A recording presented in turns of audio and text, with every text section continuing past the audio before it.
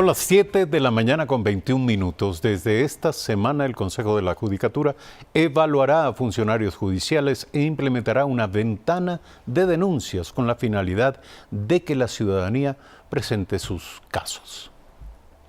Varias son las reacciones que surgieron tras el anuncio de Marcelo Merlo, titular del Consejo de la Judicatura encargado de evaluar a jueces, fiscales y otros funcionarios de las Cortes del país. Estoy de acuerdo con la evaluación a los funcionarios judiciales, toda vez que es esta la que permite dar respuestas al pueblo ecuatoriano a través de medir las actitudes y aptitudes y sobre todo de medir la calidad humana.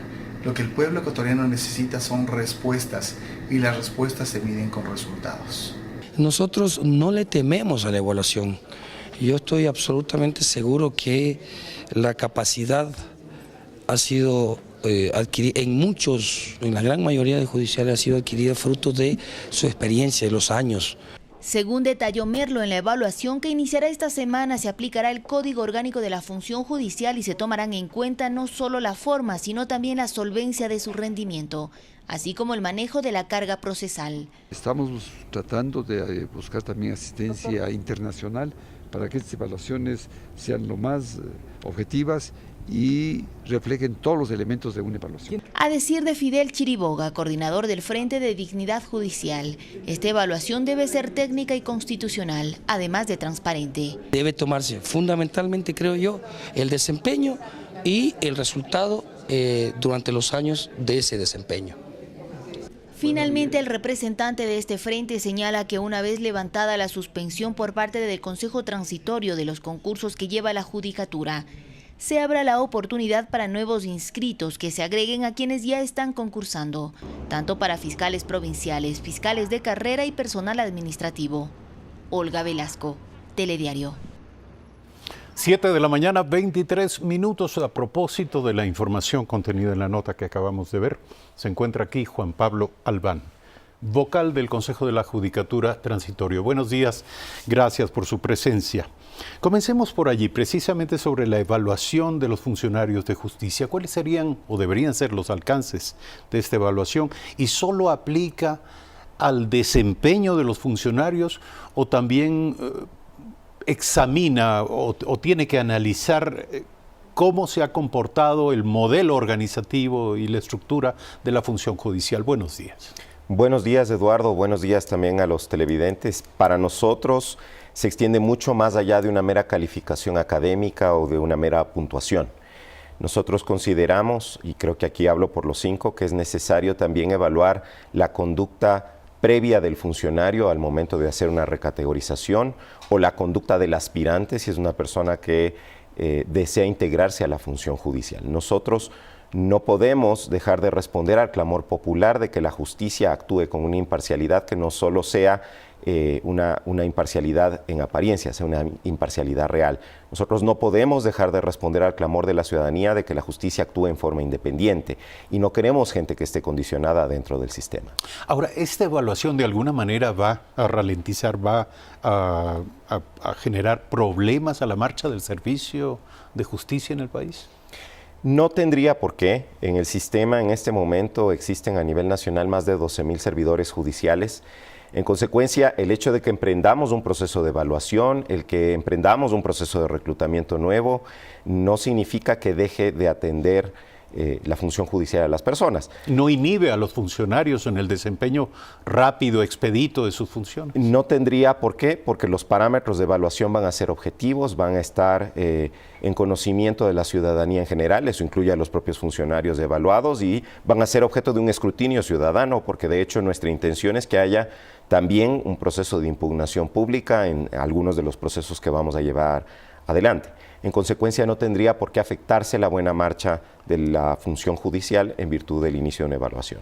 Ahora, esto de la evaluación tiene que ver con los actuales funcionarios, pero también tiene que ver con el desempeño, con lo ocurrido bajo la administración anterior, del anterior Consejo de la Judicatura. Y usted decía que todos los días se descubren nuevos problemas y que Por el momento se va a realizar un diagnóstico y a empezar a sugerir soluciones, pero las decisiones reales las tendrá que tomar el próximo consejo, el Consejo Permanente. ¿No es esto prolongar demasiado la incertidumbre en torno a la evaluación, el examen, el juzgamiento de los casos que se vienen acumulando, como usted dice, diariamente? Yo entiendo la preocupación, Eduardo, que no es solo suya, es de muchos ciudadanos sobre los tiempos que está tomando la toma de decisiones dentro del Consejo de la Judicatura. Sin embargo, si se considera el limitado periodo de tiempo en el cual nosotros vamos a ejercer nuestra función, es evidente que no vamos a alcanzar, y usted lo decía durante la entrevista anterior con María Paula Romo, no vamos nosotros a alcanzar a resolver todos los problemas de la justicia. Esto es una cuestión que va a tomar seguramente años. ¿Qué sí podemos hacer? Hacer un diagnóstico y tomar las decisiones más urgentes. Estamos tomando las decisiones más urgentes. Hay una lectura equivocada desde afuera de que nosotros no estamos avanzando en lo que se necesita hacer para efectivamente garantizar independencia y transparencia en nuestra función judicial. Lo estamos haciendo. Lo que sucede es que tenemos que hacerlo de manera responsable. Nosotros no podemos llegar de un día a otro y descabezar a la función judicial bajo pretexto de que no son confiables sus funcionarios. Tenemos efectivamente que evaluarles, tenemos que saber cuál ha sido su desempeño anterior, tenemos que conocer si es que hay algún tipo de problema ético que la ciudadanía ponga en nuestro conocimiento, como en su momento fue respecto de los fiscales provinciales encargados, y a partir de eso nosotros vamos tomando las decisiones. No podemos precipitarnos, no sería justo con esas personas que ocupan una función pública. No todos ellos tienen inconductas, no todos ellos son malos funcionarios. Tampoco sería justo con los ciudadanos dejarles sin un servicio de administración de justicia. Ahora, ustedes han dicho que muchas cosas están mal y que muchas son las denuncias sobre las irregularidades en el sistema de justicia. Mientras esto ocurre, el expresidente Rafael Correa levanta la tesis de que la justicia ecuatoriana es una justicia que no funciona, que funciona de manera parcial, que se inclina, que toma decisiones por razones políticas y que él es un perseguido. De alguna manera no coinciden, no son casi las dos caras de la misma moneda. ¿Cómo sostener que el sistema de justicia es probo y es idóneo para juzgar a un expresidente de la República cuando la lógica interna es la construcción de una percepción acerca de que el sistema no funciona? Bueno, nosotros hemos dado un primer paso para demostrar que el sistema de justicia puede ser probo, algo que no fue así durante la administración anterior. Y ese primer paso es que nosotros hemos tomado la decisión consciente de apartarnos. Antes se tomaban las decisiones en el Consejo de la Judicatura y se les comunicaba a los operadores de justicia qué debían decir en sus providencias. Nosotros, por el contrario, lo que estamos tratando en forma absoluta es de no tener ningún tipo de contacto con los funcionarios judiciales, que ellos no se sientan presionados a nada, que tomen sus decisiones a partir de su reflexión, de su recta razón. Y claro, el hecho de que los jueces piensen por sí mismos, que puedan evaluar qué es lo que ha ocurrido en el contexto del caso en el que el expresidente está involucrado, es lo que al expresidente le causa mucho miedo. Como él estuvo acostumbrado a manejar la justicia como si fuera caporal de una hacienda, ahora que no la puede manejar porque estamos permitiendo que los jueces decidan por sí mismos, entonces él se siente amenazado, entre comillas, de que los jueces, al actuar en forma independiente, declaren su responsabilidad si la tuviera, lo que desde luego no podemos nosotros en este punto anticipar, porque lo que corresponde, justamente porque lo que queremos de una justicia independiente e imparcial, es que se lleve a cabo un proceso que tenga todas las garantías de defensa, que pueda aportar toda la prueba, que la Fiscalía acredite lo que está diciendo y recién entonces que el juez entre a formarse un criterio y determinar si hay una responsabilidad o no. Ahora, usted decía, hay una situación caótica en este momento, son sus palabras, por cómo se usó el sistema disciplinario como un instrumento persecutorio en contra de los jueces y mecanismos de presión para lograr decisiones fraudulentas. ¿Puede usted darnos al menos 3 ejemplos sobre esto que afirmó? Bueno, nosotros, por ejemplo, en los sumarios disciplinarios que venimos conociendo desde hace un par de semanas hacia acá, hemos encontrado que en algunos casos el origen del sumario disciplinario es un simple correo electrónico sin que exista queja de ninguna naturaleza respecto del funcionario sumariado. Ni notificación al funcionario. Notificación al funcionario sí sobre la existencia del sumario, pero no anticipada respecto de la naturaleza de la falta en la que habría incurrido. ¿Y quién emite el correo? Estos correos se emiten desde la estructura interna del propio Consejo de la Judicatura a nivel de dirección general, a nivel de asesorías. Entonces, es claro que aquí había presiones. Hemos descubierto que había seguimiento de causas a través de una Dirección Nacional de Transparencia, supuestamente de transparencia, y de seguimiento de causas también a través de otra Dirección Nacional de Gestión Procesal. ¿Qué es lo que esto de seguimiento implica? Nos resulta todavía sospechoso. Nosotros hemos pedido ya que se nos entregue un reporte de todos los seguimientos de causas que se hicieron a partir del establecimiento de estas direcciones, justamente para saber qué tipo de casos eran los que estaban siguiendo y con qué fines estaban siguiendo.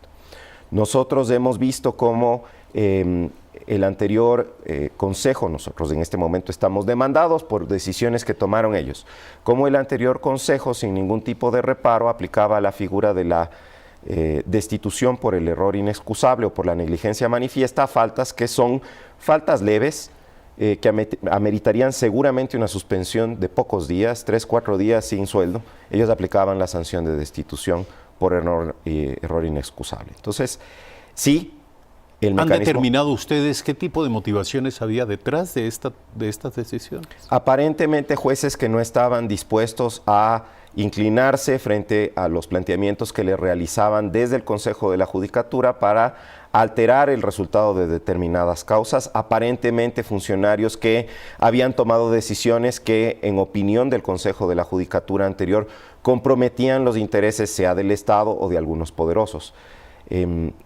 Efectivamente era un instrumento de persecución, eso es lo que hemos podido establecer.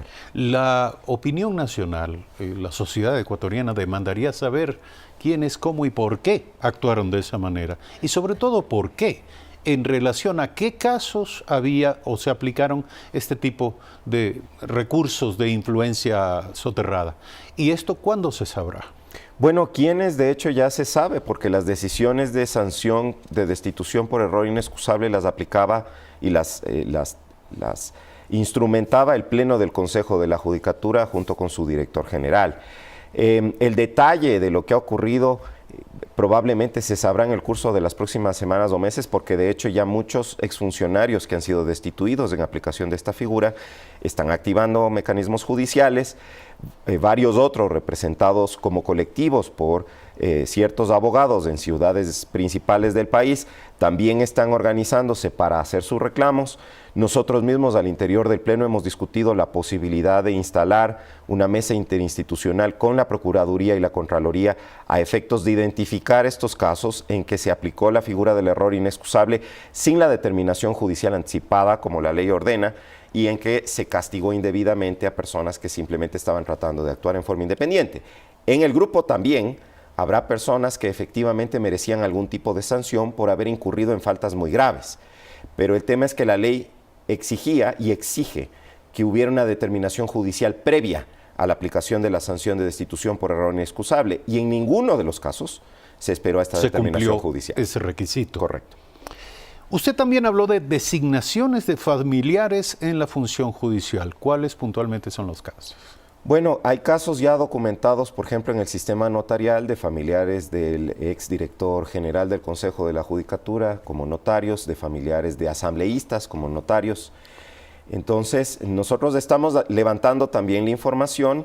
Yo voy a plantear al Pleno a mis colegas que de hecho, en forma retroactiva, pero no con miras a ningún tipo de consecuencia jurídica específica, sino para documentar, hagamos que todos los funcionarios del sistema judicial llenen una declaración juramentada en la que refieran cuáles son los vínculos de parentesco que tienen con altas autoridades políticas o con autoridades nominadoras dentro del propio sistema de administración. ¿La ley expresamente impide que un familiar de un asambleísta sea parte de la función judicial? No, la ley no impide, pero si es que el nombramiento del familiar de un asambleísta en un cargo de la función judicial es resultado de un tráfico de influencias, en consecuencia tendríamos nosotros que por lo menos denunciarlo a la ciudadanía. Evidente, pero hay que probarlo. Correcto, y además ponerlo en conocimiento de la Fiscalía y otros entes de control para que realicen sus investigaciones y justamente levanten la prueba y, de ser necesario, determinen las responsabilidades. Ahora, ¿son asambleístas de qué tiendas políticas? Bueno, son asambleístas de tiendas políticas cercanas al régimen anterior, que obviamente también en consecuencia eran cercanas al Consejo de la Judicatura anterior. Hay otro tema que usted también denunció, la venta de bancos de preguntas. Explíquenos. Hemos tenido ya información, de hecho, de personas que lograron conseguir los bancos de preguntas a partir del pago de sumas de dinero. Explíquenos, por favor, a nuestra audiencia, ¿qué son los bancos de preguntas? Los bancos de preguntas son cuestionarios que se utilizan en los procesos de selección o de recategorización, evaluación. Es el cuestionario que se aplica. Correcto. Y estos bancos de preguntas obviamente están diseñados como preguntas de selección múltiple o preguntas de verdadero o falso. En consecuencia, el que conocieran las preguntas realmente no sería problemático, sino que ese banco de preguntas era puesto a la venta junto con las respuestas del banco de preguntas. Esto obviamente es gravísimo lo que usted señala. Así es. ¿Se ha determinado quién o quiénes están implicados en esto? Estamos todavía en proceso de investigación, pero parecería que había toda una estructura al interior que involucraba a funcionarios de alto nivel dentro del Consejo de la Judicatura y a funcionarios dentro de la estructura administrativa aparentemente de talento humano, que colaboraban con ciertos candidatos para facilitarles la tarea de ingresar a la función judicial a partir de facilitarles también los cuestionarios. ¿Cuándo concluirá el examen de estos casos? Es decir, ¿cuándo tendrá la ciudadanía un aporte de información al respecto? Eduardo, nosotros estamos avanzando lo más rápido que podemos, pero yo en lo personal llevo al día de hoy 13 días, si no me equivoco, en el cargo y mis colegas llevan 18. Lo que esto significa es que precisamente por la maraña tan complicada que nos hemos encontrado adentro, respecto de los temas de talento humano, respecto de los temas de adquisición de bienes, respecto del uso del sistema disciplinario previsto en el Código Orgánico de la Función Judicial, etcétera, no estamos logrando identificar a todos los responsables en forma inmediata. Nos estamos dividiendo tareas. Ahora mismo la vocal Angélica Porras y yo tenemos la responsabilidad por delegación del Pleno de ocuparnos de investigar todos los problemas que se han suscitado en el ámbito de talento humano. Y en eso estamos. Parte de eso obviamente tiene que ver con las formas de reclutamiento y la venta de cuestionarios y sus respuestas, etc. ¿Cuándo vamos a anunciar los resultados de estas investigaciones? Pues lo más pronto que podamos, pero tampoco podemos hacer una cacería de brujas y simplemente lanzar nombres sin haber comprobado, lo que usted decía, sin haber obtenido pruebas de la responsabilidad o de la posible responsabilidad de determinadas personas. Por eso nosotros estamos contando ahora los problemas que existen, pero todavía no estamos diciendo nombres de personas, porque además, en realidad, quien tendría que identificar responsabilidades administrativas sería la Contraloría, y quien tendría que determinar responsabilidades penales, que aparentemente sí las hay, sería la Fiscalía. Esto va a terminar, evidentemente, en manos de los jueces. Esto debe terminar en manos de los jueces. Yo creo que los ecuatorianos tenemos que exigir que esto no quede impune. Nosotros tenemos que pedir, todos los ciudadanos, yo me incluyo, que los jueces se pronuncien sobre la responsabilidad de estas personas que tuvieron comprometida la administración de justicia por mucho tiempo. Es verdad lo que decía hace un momento María Paula, no es la primera vez que la justicia está sometida a otros poderes del Estado. Históricamente en el Ecuador ha sido así, pero tenemos que ir superando este componente cultural que tenemos, que nos acostumbra, le vuelve natural a esta ocupación política de la administración de justicia y aspirar y esperar que haya una administración de justicia transparente. Ahora, eso también tiene que ver con aquello de que parecía lógico que tanto en la función judicial como en otros ámbitos de la administración pública, los evaluados no sean parte de los evaluadores. ¿Para qué? Para que no sean juez y parte de su propia evaluación. ¿Cómo hacerlo en el caso de la función judicial? Y esto ya de cara a una renovación que esperamos minimice, no haga desaparecer, pero al menos minimice los problemas estructurales de la justicia. Creo que la autorregulación no cabe en un ámbito como la administración de justicia. Creo que es saludable que existan mecanismos separados y que sean totalmente separados e independientes, uno administrativo, que somos nosotros, y otro estrictamente jurisdiccional, que es la función judicial en sí. Creo que está bien que el organismo administrativo sea el que se ocupe de los procesos de reclutamiento y sea también el que se ocupe de los procesos de evaluación, de recategorización. Es decir, básicamente etcétera. no cambiaría usted. Correcto, pero lo que sí es necesario es implementar ciertas salvaguardas para que el proceso sea transparente, para que el proceso no sea manipulable, para que los ciudadanos tengan una voz, una intervención. Es decir, lo que tenemos es que adoptar garantías de que la evaluación sí sea tal y no sea simplemente una persecución direccionada a determinados individuos. Es decir, ¿mantendría usted un Consejo de la Judicatura configurado como está y con las facultades y competencias que hoy tiene? En los estados democráticos donde existe un Consejo de la Judicatura, un Consejo de la Magistratura, efectivamente cumple una función administrativa que, entre otras cosas, abarca la evaluación de los operadores de justicia, pero una evaluación, insisto, objetiva, transparente, abierta a la ciudadanía para todo cuestionamiento que se quiera hacer, tanto respecto del proceso mismo de evaluación como de los resultados de esa evaluación. Ahora, María Paula Romo decía hace un instante que no cabía que el Consejo de la Judicatura o su titular fuese el representante legal del sistema judicial, de la función jurisdiccional, que esta debía ser una responsabilidad en manos del presidente de la Corte Nacional de Justicia. ¿Está usted de acuerdo con este enfoque? Hoy por hoy en nuestro país el representante legal de la función judicial es el director general del Consejo de la Judicatura. Ni siquiera somos los vocales. Los vocales. Es un poder excesivo que se le ha otorgado a una sola persona, convertido en ejecutor de los deseos del poder político respecto de lo que la administración de justicia debe hacer. Gravísimo. ¿Quién debe asumir la responsabilidad de representar legalmente a la función judicial? Tiene que ver con en qué ámbito. Porque si se trata de la representación legal, por ejemplo, a efectos de la adquisición de inmuebles para instalaciones judiciales, seguramente no deberíamos pedirle eso a quien presida la Corte Nacional de Justicia. Ahora bien, si se trata de la representación legal a efectos de rendir cuentas sobre el trabajo estrictamente jurisdiccional, seguramente no debería corresponderle al presidente del Consejo de la Judicatura. O al director. O al director general, mucho menos. Mucho menos. Entonces, creo yo que aquí hay una responsabilidad compartida y que la representación legal deberían ejercerla las dos autoridades en función de la naturaleza del asunto en el cual es necesario ejercer una representación legal. En ningún caso, eso sí, debe continuar siendo el representante legal, el director general. ¿Las reflexiones sobre estos temas y las recomendaciones serán tarea de este Consejo Transitorio?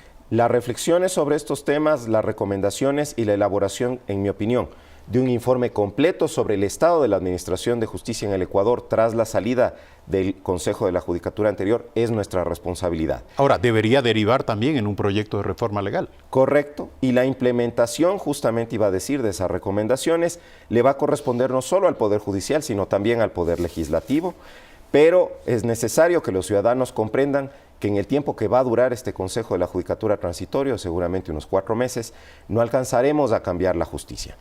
Sí podemos dejar sentadas las bases, dejar dibujado el plano, y quien va a tener una responsabilidad principal en esto, y ojalá esté dispuesto a continuar los planteamientos que nosotros hagamos en bien del país y a identificar otros mejores todavía, sea el Consejo de la Judicatura Permanente que se designe después. Ahora, ustedes han abierto, y disculpe, es pregunta final, han abierto una ventanilla. ¿Qué esperan? ¿Qué clase de respuesta esperan de este mecanismo? Nosotros queremos documentar el comportamiento de los operadores de justicia en el ejercicio de su función. Pero desde el punto de vista del usuario, de la ciudadanía. A partir del reclamo ciudadano documentado. Y creo que es muy importante hacer el énfasis en el documentado. Es decir, nosotros no podemos obrar a partir de dimes y diretes o de los chismes que circulan en las redes sociales, que no siempre son verdad. Pero cuando documentadamente se acredita que ha habido una falta de parte de un operador de justicia, nosotros deberíamos saberlo para tomar algún tipo de medida, pero además para a futuro garantizar que otros funcionarios no se vean alentados por la impunidad que ha imperado, lamentablemente, respecto del cometimiento de ciertas faltas, a ellos también cometer ciertas faltas. Ahora, esto debería ser un mecanismo permanente. La ciudadanía debería tener una ventanilla permanente, no solo en la función judicial, en toda la administración pública, para también participar o coparticipar de alguna manera en el control, en el examen permanente de la calidad del servicio? En un Estado democrático como nosotros aspiramos, entiendo ser, es necesario que el pueblo, que la ciudadanía cuestione la actuación de todas las autoridades públicas. Es ese debate democrático lo que garantiza la continuidad del Estado de Derecho y de la democracia. Y que tengan mecanismos de expresión. Y deben tener mecanismos accesibles de expresión. Por eso nosotros queremos simplificar lo más posible dentro de no limitarnos a recibir chismes, sino recibir denuncias fundadas. Gracias por su presencia aquí, Juan Pablo Albán, vocal del Consejo de la Judicatura Transitorio. Nuevamente, gracias por aceptar esta invitación. Hacemos un brevísimo corte, regresamos.